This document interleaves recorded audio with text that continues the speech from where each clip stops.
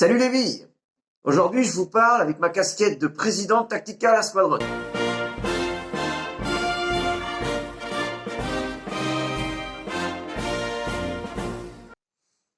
Voilà, ça c'est fait.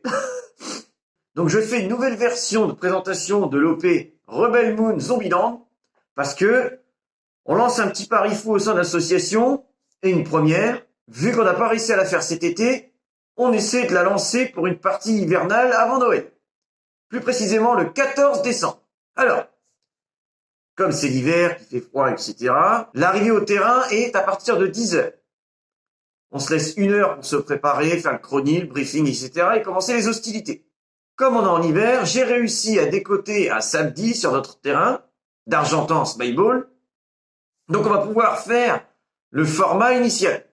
C'est-à-dire jouer toute la journée, il fera nuit vers 17h30, on enchaîne le jeu jusqu'à peu près 19h30. Ensuite, on prend une pause pour dîner, on renchaîne sur une petite nocturne qui finit à 23h minuit. Et enfin, personne n'a besoin de dormir sur place, tout le monde peut rentrer chez lui. Mais avant, pour les volontaires, on se donne rendez-vous au Bentley qui se trouve à 100 mètres de la gare d'Argentan, donc à peu près à 3 km du terrain, pour ceux qui veulent se payer un coup, discuter de l'événement, etc. au chaud. Le midi et le soir, les barbecues seront à disposition. Par contre, on ne prend pas en charge des repas. Il y aura un peu d'éclairage au niveau de la zone neutre. Allez, c'est parti. Je vais vous présenter tout d'abord l'OP Rebel Moon, qui se déroule toute la journée avec une partie de nuit. Après manger, on enchaîne sur 2 phases d'environ 1 heure de Zombieland. Et s'il y a encore des motivés, pour terminer, de à peu près 23h20 à minuit, je vous proposerai un dernier scénario que j'appelle pillage, qui est concrètement inspiré du mode de jeu pillage dans Call of Duty. Allez, c'est parti pour Rebel Moon. À ne pas confondre avec Wild Moon, qui est plus inspiré semi-sim avec des escouades et un scénario linéaire toute la journée chevauché de phases spéciales. Non, là, on est sur un format plus simple, avec à chaque fois des scénarios d'une demi-heure et des pauses de 15 minutes entre les deux, hormis les pauses déjeuner et certaines pauses un peu plus longues pour prendre le temps de se reposer. Mais faut pas oublier, les gars, qu'on est aussi en hiver. Donc, si je vous laisse trop de temps à vous les geler sur place, ça va pas le faire non plus. Voilà, on estime que les formats 30 minutes de jeu, 15 minutes de pause et de temps en temps à peu près une demi-heure de pause, hormis les pauses pour manger, bien sûr, c'est correct. Donc vous vous doutez bien que je me suis inspiré des films, Rebel Moon, mais concrètement, à part pour une seule phase, il n'y a pas de PNJ ni de roleplay particulier. Évidemment, vous allez avoir accès au Google Doc avec tout ce que je vais vous lire et les cartes qui correspondent. Et tout ça, les gars, ça sera à vous de l'assimiler avant de venir et au fur et à mesure des phases, de remettre un petit peu le nez dedans. Parce que plus vous connaîtrez les scénarios et les phases par cœur, mieux ça va se passer. Et je vous ferai un récap avant chaque démarrage de jeu. Mais je compte sur vous pour votre investissement à connaître le scénario. Et pour la phase de nuit Rebel Moon, vous avez le droit à max 1 joule 3 avec le grammage qui suit dans le règlement. Voilà, parce que comme c'est de nuit, on préfère limiter les puissances pour limiter les tirs de trop près et éventuellement une connerie qui va arriver. Évidemment, pour la partie nocturne Rebel Moon, priorisez les traceurs. Alors, parfois, je vais regarder l'écran qui est juste à votre droite, là, donc à ma gauche, parce que je connais pas tout par cœur. Allez, c'est parti. La phase numéro 1, de 11h à 11h30. L'amiral Noble revient avec des forces à un village pour récupérer les impôts sous forme de récolte. Mais les villageois ne sont pas du même avis. Suite aux augmentations trop importantes, on compte bien lui mettre une raclée. Quant à l'amiral et ses hommes, ils savent imposer et faire rappeler aux citoyens qu'ils doivent payer l'impôt qui nourrit les forces qui les protègent des forces de l'univers. Malheureusement, malgré une bonne résistance, les forces de l'Empire ont eu raison des rebelles. Mais une bonne partie d'entre eux ont pu s'enfuir à bord d'un vaisseau et les récoltent. Ils reviennent avec des renforts et comptent bien leur mettre une raclée pour reprendre leur terre. Donc les gars, pour cette OP-là, il faut que vous emmeniez un dé de jeu, des dés comme le YAMC, etc. De quoi pouvoir faire un timer, un chronomètre concrètement, donc soit au sein d'un chronomètre, d'une montre, d'un téléphone, parce que pour certains rôles, etc., ça va être nécessaire. À moins que je peaufine un petit peu, pour toutes les phases, vous aurez un médecin pour 5 joueurs et 2 soins par vie, sous 20 secondes. les rebelles partent du débarquement et ont plusieurs checkpoints à valider, en y pétant des ballons de baudruche. Donc, je vous refais vite fait une petite présentation du terrain et je vais vous mettre une carte là. On a 4 zones distinctes de jeu. Débarquement, village, big game, lapin, avec l'alien au fond du lapin. Donc, comme vous pouvez le voir sur l'image, il y aura des ballons de baudruche un peu partout sur le terrain qui seront affiliés au respawn qui figurent dans la même zone. Chaque joueur de l'Empire possède 3 retours en jeu par respawn, sauf si les ballons de baudruche de la même zone se font péter. Ils doivent attendre 20 secondes avant de retourner en jeu à un respawn, si un adversaire se trouve dans les 30 mètres de celui-ci. Alors, je ne vais pas vous dire les horaires à chaque fois, les gars. Hein. Phase 2. Les rebelles ont fini par reprendre leur village et leur ferme, mais l'Empire résiste et tient encore des lignes de front. L'Empire doit protéger les 2 cloches et ont un spawn aux entrées du terrain tant que la cloche bleue est tenue. Sinon, ils n'ont plus que celui-ci dans l'angle lapin. Le point blanc. Les rebelles doivent capturer les zones de cloche en les tenant 1 minute, avec un spawn au village. 3. L'Empire vient de recevoir beaucoup de renforts et a repris les positions. Au milieu de cette bataille, l'ancien du village révèle qu'il y a un vieux bunker qui pourrait envoyer des bombardements. Ainsi, les rebelles doivent effectuer un itinéraire à travers les lignes de l'Empire pour l'atteindre. Les rebelles partent du village et doivent atteindre l'alien. Ils peuvent capturer 2 spawns secondaires sous 30 secondes, mais ils n'ont droit qu'à 2 retours en jeu de suite à chacun d'entre eux. Enfin, ça permet un petit peu un équilibre du jeu. Le spawn de l'Empire est la cage du big game.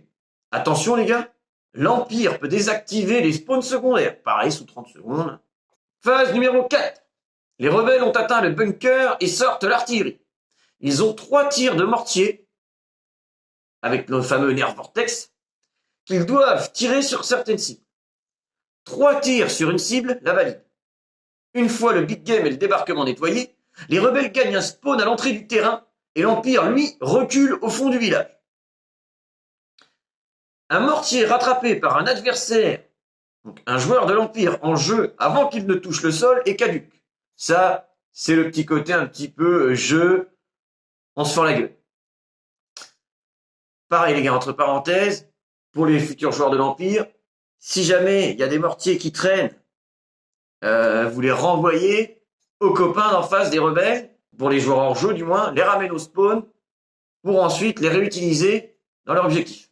Un tir de mortier doit avoir au moins 20 secondes d'écart. Voilà, vous ne pouvez pas arriver et balancer les 3 mortiers d'un coup. Les mortiers ratés seront ramenés au spawn. Ce que je viens de vous dire, un mortier peut être passé entre les joueurs, mais si l'un d'entre eux est hors jeu avec, il le ramène au spawn aussi. 2 batteuses par team seront autorisées pour cette phase-là. Évidemment, les gars, en respectant les règles intrinsèques de notre règlement intérieur. Et pour cette phase-là, on va utiliser aussi la règle des demi-secondes. Ça veut dire, vous avez le droit de tirer pendant une demi-seconde, vous relâchez pendant une demi-seconde. Et pour mettre un petit peu d'ambiance, on a décidé de vous laisser un bonus, un bonus no limite de full pendant 10 secondes. Pour les batteuses, hein, j'entends bien. Hein, qui se recharge en 2 minutes. Au niveau des batteuses, on n'a pas encore décidé, mais peut-être qu'elles seront fonctionnelles que dans certaines zones, dans certaines positions. Quoi. Phase numéro 5. Donc là, on arrive, les gars, de 15h15 à 15h45. La pause déjeuner a été passée. Le conflit perdure. L'Empire a réussi à répartir et concentrer ses forces sur 2 positions majeures. Mais les rebelles continuent les guérillas divisées en escouades avec un spawn pour chacune. Je vais m'expliquer. Et cela peut évoluer. Donc concrètement, là, on divise l'Empire en 2, donc environ 7 et 7, et les rebelles en 3, donc des escouades de 5. L'Empire commence avec un spawn principal, donc non capturable ou attaquable, au niveau du village, côté carrière, concrètement plus ou moins dans le fond du village. Et un spawn secondaire à la colline en face de big game. Les rebelles ont un spawn principal à l'entrée du terrain, et 2 secondaires, un le long du champ côté village, et un le long de la carrière côté lapin. Alors, ces 2 spawns secondaires sont attitrés à une escouade. Ça veut dire que pour le reprendre, s'il est capturé par l'Empire, il faut que ce soit l'escouade en question qui le fasse. Elle peut être assistée par les autres escouades, etc., mais il faut que ce soit elle qui capture le spawn. Les joueurs attendent 20 secondes au spawn avant de retourner en jeu. Si un joueur de l'Empire atteint un spawn adverse, il est bloqué. S'il l'est pendant 30 secondes, alors le spawn secondaire qui appartenait aux rebelles appartient désormais à l'Empire. A contrario, si un spawn secondaire sous l'Empire subit un tir par seconde au niveau de son item bruyant, il est bloqué. Si ça se passe pendant 30 secondes, ou si, comme tout à l'heure, mais à l'inverse, un rebelle tient la position pendant 30 secondes, le spawn passe du côté rebelle. Qui aura le plus de positions à la fin du temps imparti? Phase numéro 6, on change de côté, on fait la revanche. Phase numéro 7, pendant que l'escouade de l'amiral s'échappait, donc ça, ce sera une phase suivante, c'est pour l'histoire, l'Empire effectue une diversion. Spawn rebelle au village. Spawn de l'Empire à l'allié. Spawn secondaire, les cages, hors celle du big game. L'accès au big game se fait essentiellement du côté du débarquement. Objectif, tenir l'adversaire le plus près possible de son spawn principal. Objectif secondaire, emmener une bombe à un checkpoint qui se trouve près de celui-ci. Il faut être 3 pour faire progresser la bombe. Là, les gars, on arrive de nuit. C'est parti. Phase 8. L'amiral lance ses dernières forces. C'est un petit peu comme la phase 1, mais avec des variantes. Les rebelles doivent défendre le village et ont 3 retours en jeu à leur spawn, à moins que les ballons de baudruche de la zone ne soient pétés. L'Empire commence au fond du débarquement et même principe, 3 retours en jeu, sauf si les ballons de baudruche sont pétés. Dans ce cas, ils ont de nouveau 3 retours en jeu aux entrées du terrain et ou au spawn du village, s'ils le capturent. Encore une fois, on joue avec les spawns, tout simplement. Les mortiers seront actifs et couverts de peinture fluorescente. Batteuses actives aussi, même condition que la phase. On va essayer de vous ramener des batteuses avec des traceurs intégrés dessus. Ça va être sympathique. Phase numéro 9. Pendant la lutte, il fallait aussi protéger la ferme des cultures plus éloignées. Or, les forces de l'Empire étaient présentes. Les rebelles ont 2 minutes pour agencer le big game comme ils le souhaitent avant l'assaut de l'Empire. Leur spawn est la cage du big game et ils ont 5 retours en jeu. Ils peuvent sortir du big game pour attaquer. L'Empire ne peut pas entrer dans le big game, mais peuvent l'assiéger et l'avoir à l'usure. Ils ont aussi 5 retours en jeu aux entrées du terrain. Et enfin, les gars, phase finale. L'Empire s'est fait dominer. L'amiral et ses derniers hommes cherchent à rejoindre leur vaisseau. Ils partiront du village pour rejoindre l'alien. Les généraux rebelles veulent à tout prix capturer l'amiral et le ramener à leur spawn. C'est parti pour la deuxième partie de cette vidéo-là qui va présenter notre mode Zombieland. Pour le Zombieland, on va vous mettre une ambiance sonore à certains points du terrain. On va mettre des téléphones avec des petites box là. Ça va être sympathique. Si vous voulez, les gars, n'hésitez pas à emmener un costume, un maquillage, des conneries dans ce genre-là pour ambiancer le tout. Les gars, pour ce mode-là, c'est indispensable. Il faut que vous ayez un moyen de communication avec votre escouade. Donc, Toki avec oreillette ou téléphone. On ne veut pas entendre des Toki qui gueulent dans le jeu. Alors, il y a quelques règles additionnelles pour la nocturne et par rapport au mode de jeu. Lorsque vous êtes out ou en convalescence, les gars, vous prenez un gilet de sécurité dans votre main. Et lorsque vous êtes hors jeu, vous le mettez autour du cou ou sur la tête. Vous jouez de nuit, les gars. Le terrain n'est pas trop éclairé. Vous allez prendre plus de tirs mal identifiés. Faites preuve de patience et de tempérance. N'allez pas me faire les gueulards. Ceux qui connaissent comment ça se passe chez nous le savent. Aucune assistance infrarouge, LVG, etc. Tout ça, ça reste dans la voiture. C'est tout le monde au même piédestal. Soyez, dans la mesure du possible, les gars, fair play. Pas de lampe de plus de 1000 lumens qui va nous éclairer le terrain comme un stade de foot. Merci. Alors, le synopsis. Les joueurs sont sur une île expérimentale qui a tourné au fiasco. Alors, tout le monde cherche à se barrer avant de finir définitivement tel un zombie. Évidemment, je me suis inspiré du mode zombie de Call of Duty, Left 4 Dead et tout ce genre de jeu-là. La partie se termine à la fin du temps imparti. Parce que même si, en tant que survivant, vous réussissez tous les objectifs, vous pouvez repartir en tant que chasseur, jusqu'à ce que la partie se finisse. Elle dure 45 minutes. On fera 2 manches, voire 3, en fonction de votre choix. Et, dans un scénario peu probable, on relance une manche si jamais tout le monde est devenu zombie. Même si vous commencez zombie, il faut que tous les joueurs fassent partie d'une escouade de 4 survivants.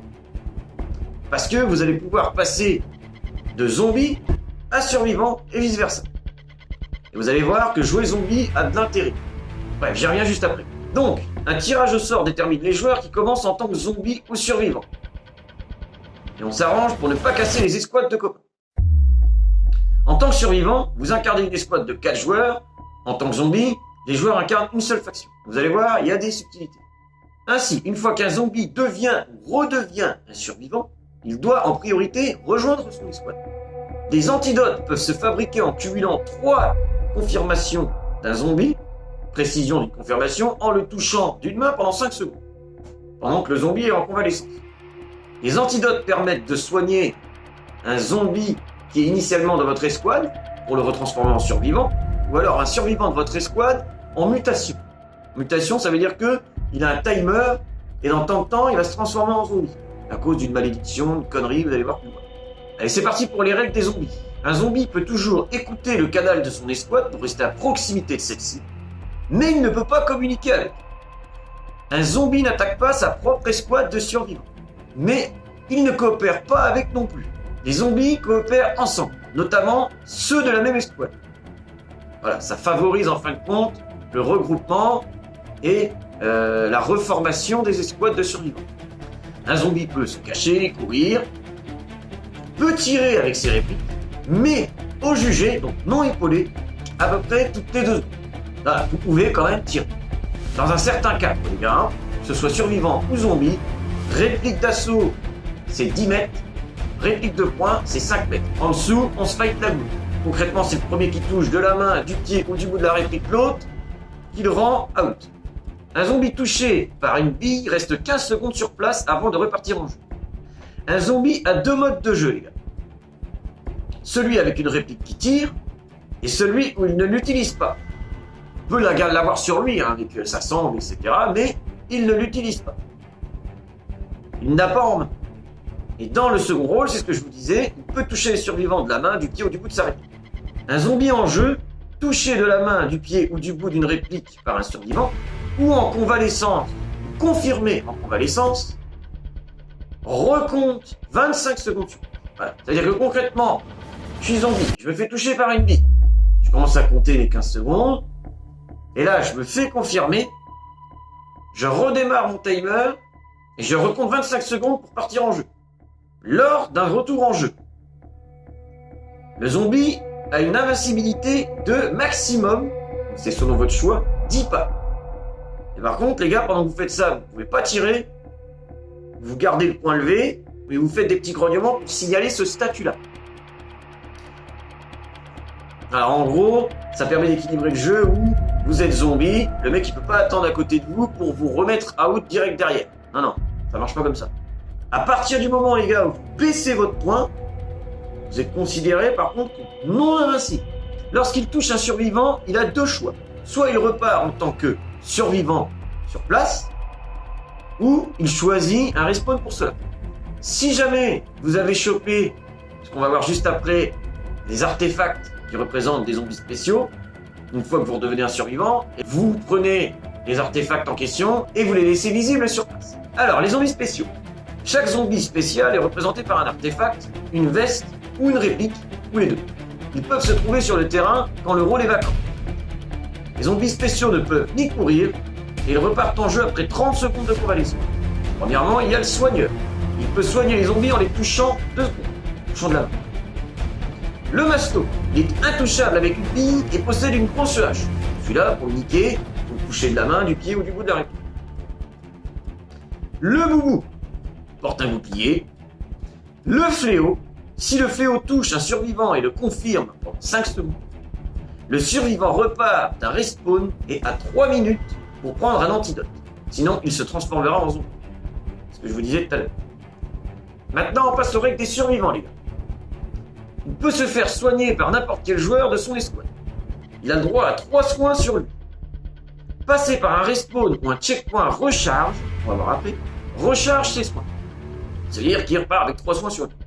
Mais, par contre, ça ne fonctionne pas si vous passez 2 fois de suite au même respawn ou au même checkpoint de recharge. Confirmer un survivant adverse lui donne aussi un soin. Et le survivant confirmé repart directement à un respawn. Il a 30 secondes de convalescence, passé cela, il devient un zombie. Un survivant en convalescence peut se faire confirmer aussi par un zombie. il est interdit de tirer dans le cou ou la tête des zombies. Puisque de toute façon, en tant que zombie, les gars, vous tirez au jugé. Donc vous vous amusez pas à créer des fenêtres tactiques. Vous êtes un petit peu moins discret.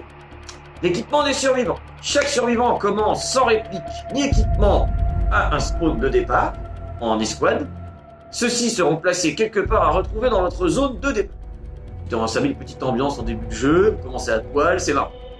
En tant qu'équipement, vous avez le droit à une réplique de poignard, d'assaut, un PA, je répète tout en semi à bras d'un joule, une lampe de moins de 1000 lumens, que vous n'avez pas le droit d'utiliser quand vous êtes zombie, j'ai oublié de préciser. Les capacités en billes. Les gars, ça serait trop facile si vous aviez une capacité de tir illimitée, surtout en survivant. Donc, on a trouvé un système pour brider ça. Votre pactage de départ, il va comporter un chargeur survivant pour chacune de vos répliques. Et pour votre réplique d'assaut, 50 billes de départ. Et votre PA, 20. Ensuite, vous devez avoir sur vous de quoi recharger ça. Paquet de billes, biloader. Pour recharger, il y a des checkpoints de recharge sur le terrain. Vous rentrez dedans, prenez votre biloader et vous avez le droit à 12 coups pour un chargeur AEG et 4 pour votre PA. Vous ne pouvez pas recharger 2 fois de suite au même checkpoint de recharge. Grâce à cette capacité limitée, les gars, ça va vous forcer à jouer intelligent, cohésif, et ça va vous donner un petit peu plus des miquettes. En revanche, en tant que zombie, vous pouvez avoir autant de billes et de tirs que vous voulez. Il ne faut pas mélanger vos chargeurs de survivants et vos chargeurs de zombies. Un autre petit bonus sympa que j'ai inventé s'appelle la roulette zombie. Donc toutes les 3 fois où un joueur passe de zombie à survivant, il secoue un dé dans ses mains avant de repartir en jeu, et selon le résultat, 1, il récupère un soin bonus. Donc ça veut dire que pour une fois, il en a 4. 2, il lance un timer de 5 minutes pour trouver un antidote, sinon il se transforme en zombie. 3, il récupère un antidote bonus. 4, ça c'est rien. 5, il récupère un soin et un antidote bonus. 6, il peut rejoindre son escouade dans un statut hors jeu sans craindre quoi que ce soit. Et oui les gars, je suis généreux. Bonus pour les survivants. Le double recharge. Si vous confirmez un boss zombie, votre prochaine recharge est double. Extraction silencieuse. En tant qu'escouade, si vous avez réalisé cet objectif secret, donc en fait c'est une phrase que j'ai pas finie. Il va falloir comprendre ce qu'elle veut dire et réaliser ses objectifs. Vous aurez un endroit secret pour vous extraire en silence après avoir tenu la position pendant tout le feu. Objectif des zombies. C'est très simple, un zombie n'aspire qu'à une seule chose, redevenir survivant et se barrer. Objectif des survivants. Les survivants doivent valider un certain nombre d'items pour pouvoir réparer un des 2 hélicoptères. Vous allez avoir une carte avec tous les checkpoints notés dessus. Vous allez devoir valider tous ces checkpoints en allant dessus et en relevant le chiffre ou le nombre qui compte. Tous ces chiffres et nombres, vous allez devoir les additionner. Ceci fait, envoyer un message à leur gars avec le bon nom. Si c'est pas bon, vous ne pouvez pas vous extraire. Une fois que ça s'est validé, vous allez à un des 2 hélicoptères, vous appuyez sur le téléphone qui va lancer une musique de métal et vous allez devoir tenir la position pendant 1 minute. Par contre, attention, parce que cette musique-là va attirer non seulement les zombies, mais les escouades complètes qui se trouvent autour. Alors les gars, je le dis, jouez la fair play, faites pas les malins, n'attendez pas pour faire un hélicoptère exprès qu'une équipe vienne pour commencer à le démarrer, piquez la place. Vous saisissez l'occasion. Et enfin, c'est ce que je vous disais en tout début de jeu, si une team réussit à s'évader et qu'il reste au moins 15 minutes de jeu, elle repart en jeu et doit survivre jusqu'à la fin du temps imparti. Et enfin, soit on fera une 3e manche de zombies, soit une manche de pillage, soit rien. On verra si les joueurs ont encore de la sauce, etc., etc. J'espère qu'on va trouver des motivés pour ce pari-là.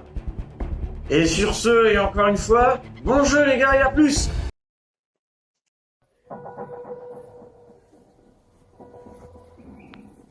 Ah putain, papa il m'avait montré comment piloter. Putain, t'es sérieux là. T'aurais pas pu faire gaffe. Ah ouais, putain, non, je sais, mais je avoir contacté ça. Ouais. Putain, je retrouve. On est pas seul, on est pas seul. Non. Là-bas, regardez là. Ouais, ça bouge.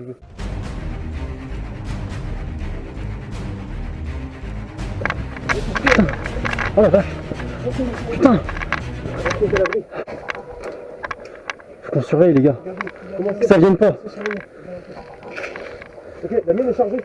Les gars, je sais pas à quel pétron on est. Je sais pas. Putain. C'est vraiment une merde pas possible. On a cherché la carte.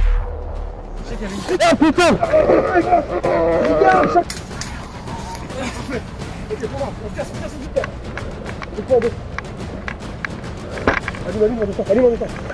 C'est clair? Ouais. Attends.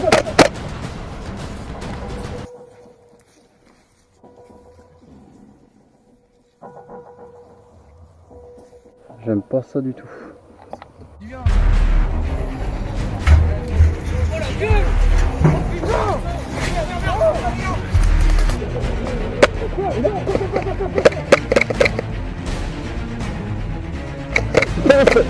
Ça lui fait rien les gars.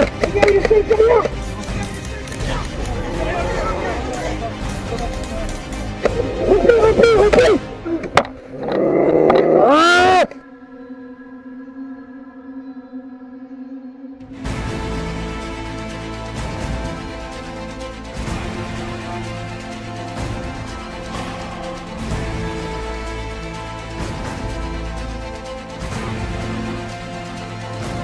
Putain, il y a des bruits.